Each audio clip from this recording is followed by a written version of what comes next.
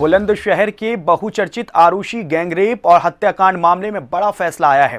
Case में POCSO court ने तीनों गुनहगारों को फांसी की सजा सुनाई है। बता दें, इस पूरी घटना ने उत्तर प्रदेश की सियासत में भूचाल ला दिया था। चलती कार में गैंगरेप और हत्याकांड की घटना से पुलिस के भी होश उड़ गए थे। 2 जनवरी 2018 को हुई सनसनीखेज वारदात के 3 साल 2 महीने की लंबी लड़ाई के बाद बुलंदशहर न्यायालय की ओर से आज एक महत्वपूर्ण फैसला सुनाया गया है।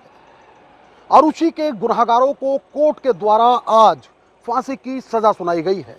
उसके बाद जो मृतका के परिजन हैं, ना सिर्फ वो इसे बहुत बड़ा न्याय मानकर चल रहे हैं, बल्कि उसके अधिवक्ता भी इस फैसले की सराहना करते हुए इसे आरुषि के लिए इंसाफ बता रहे हैं। बुलंदशहर की वो घटना जिसने पूरे देश को झकझोर दिया था, जिस घटना के बाद उत्तर प्रदेश की सियासत में भूचाल आ गया था। चलती कार में गैंगरेप और हत्याकांड की घटना से पुलिस के भी होश उड़ गए थे। नए साल के जश्न में हाईवे के 3 हैवानों ने 2 जनवरी 2018 को ट्यूशन से घर लौटते समय आरुषि को अगवा कर लिया था, जिसके बाद तीनों हैवानों ने चलती कार में नाबालिग बच्ची से गैंगरेप के बाद उसकी हत्या कर दी थी।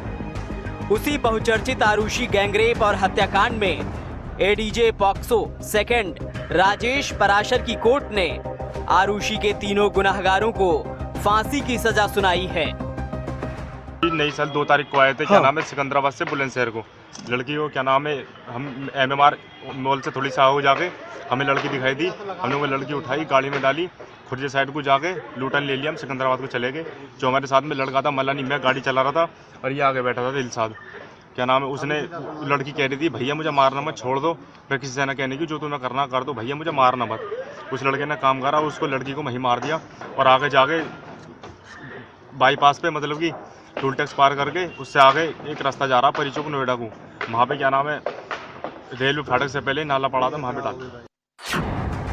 सुना आपने हैवान किस तरह हिंदी खबर के कैमरे पर खुद के और अपने साथी द्वारा की गई हैवानियत की कहानी सुना रहा है।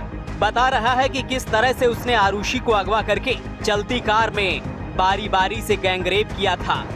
वहीं 3 साल और 2 महीने के लंबे इंतजार के बाद आज आरुषि को न्याय मिला है।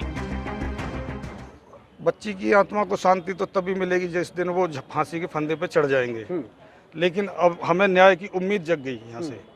यहाँ से जो न्याय मिला है उससे हमें उम्मीद जगी है कि भाई क्या जजमेंट आ जाया है। इन्हें दरिंदों को फांसी की सजा हुई है यहाँ से। हाँ जी, मैं जब भी मानूंगी जब वो फांसी के फंदे पर लटक जाएंगे।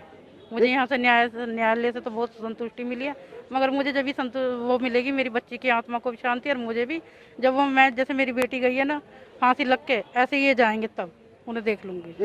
हाँ, इन्हें फांसी के फंदे पर लटक जाएंगे ना ये, तो बच्चियों को सबको वो हो जाएगा कि हम आगे के लिए कुछ कर सकते हैं, पढ़ सकते हैं, लिख सकते हैं, ट्यूशन जा सकते हैं खुले होके। फिलहाल ADJ POCSO second Rajesh Parashar के फैसले के बाद आरुषि के अधिवक्ता इसे पूर्ण न्याय मान रहे हैं। आरुषि के अधिवक्ता हैं हमारे साथ अनिल कुमार गौड़। 3 साल की लंबी लड़ाई, उसके बाद आज जजमेंट। सबसे पहले जजमेंट समझना चाहेंगे, क्या जजमेंट है? जजमेंट में माननीय न्यायालय ने 404 में, 364 में, 376 डी में, 6 पॉस्को एक्ट में और 302 आईपीसी में उसकी सजा की है। तो क्या सजा सुनाई गई है आज?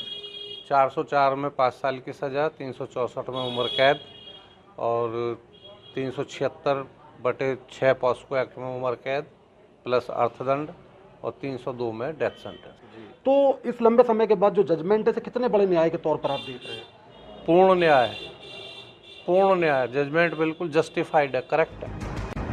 मामले में ADJ POCSO second Rajesh Parashar ने तीनों आरोपियों को आरुषि का दोषी मानते हुए धारा 404 सजा और अर्थदंड 264 उम्र कैद, 25,000 का जुर्माना, 376 डी व 6 पॉक्सो में उम्र कैद, 25,000 जुर्माना, जबकि 302 में फांसी की सजा सुनाई है।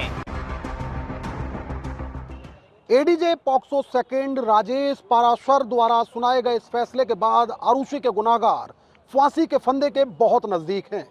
ऐसे में आरोपियों के अधिवक्ता के पास हाईकोर्ट जाने के अलावा कोई चारा नहीं बचा है। बुलंदशहर से अपने सहयोगी हामिद और सिकंदराबाद से मुकेश शर्मा के साथ मैं साजिद सैफी, हिंदी खबर, बुलंदशहर।